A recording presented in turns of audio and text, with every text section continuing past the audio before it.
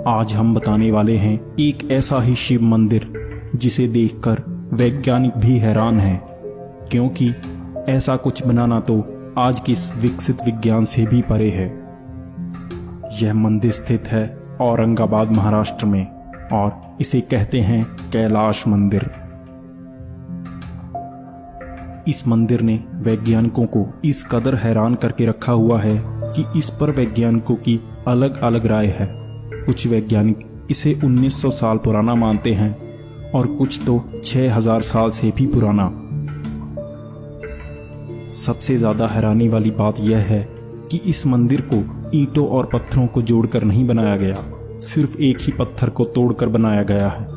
इसीलिए इसे कब बनाया गया, इसका जवाब देना लगभग असंभव है, क्योंकि इसमें ऐसी कोई भी चीज का इस्तेमाल नहीं किया गया जिससे हम पता लगा सकें कि ये कब बना। और इसे जिस पत्थर की खुदाई से बनाया गया उसकी कार्बन डेटिंग तो इस मंदिर से भी पुरानी होगी। यहाँ पर ऐसा माना जाता है कि इस मंदिर को बनाने में लगभग 18 साल का वक्त लगा, लेकिन वैज्ञानिकों का मानना है कि इस 100 फुट ऊंचे मंदिर को आज की तकनीक से भी 18 साल में बनाना असंभव है।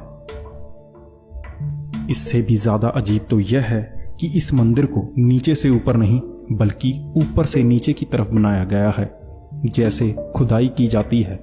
अगर इसे खुदाई से बनाया भी गया होगा तो इसमें से 5 लाख टन पत्थर निकले होंगे। अगर एक आदमी रोज 12 घंटे काम करके भी इसे 18 साल में बनाने की कोशिश करता तो उसे हर रोज 150 टन पत्थर हटाने पड़ते, जो कि पूरी तरह से असंभव था। अगर यही हमने आज की तकनीक से भी बनाना हो तो हम इसे 18 साल में नहीं बना सकते, क्योंकि इस मंदिर को सिर्फ खुदाई करके ही नहीं बल्कि हल्के औजारों से बनाना पड़ेगा। वैज्ञानिकों का भी मानना है कि इसे 200 साल से कम में बनाना उस समय के हिसाब से असंभव था। हमारे वेदों में एक ऐसे ही अस्त्र के बारे में बताया गया है जिसके इस्तेमाल से इसे बनाया जा सकता है।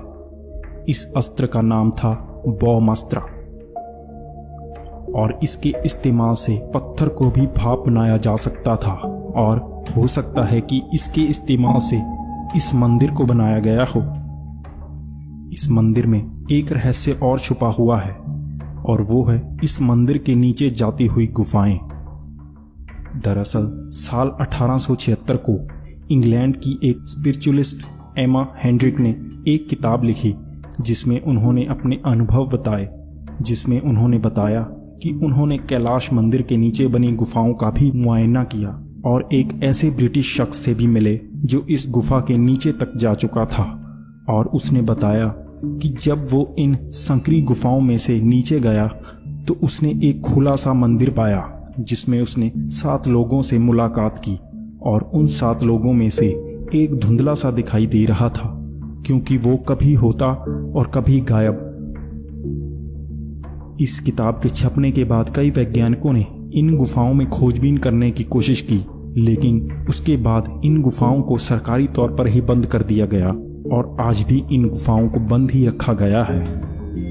तो आखिर ऐसा क्या है इन गुफाओं में जो आज भी इसकी खोजबीन पर रोक लगाई गई है? हमें कैलाश मंदिर से इस बात का पूरा सबूत मिलता है कि हमारी प्राचीन विज्ञान आज की विज्ञान से कहीं ज्यादा विकसित थी, और शायद इस मंदिर की गुफाओं से कोई और रहस्यमय चीज भी मिल जाए, क्योंकि हमारे धर्म में कहा जाता है कि शिव के सबूत तो हम हर जगह ढूंढ सकते हैं, बस उसे देखने के लिए हमारे मन में भी शिव होने चाहिए।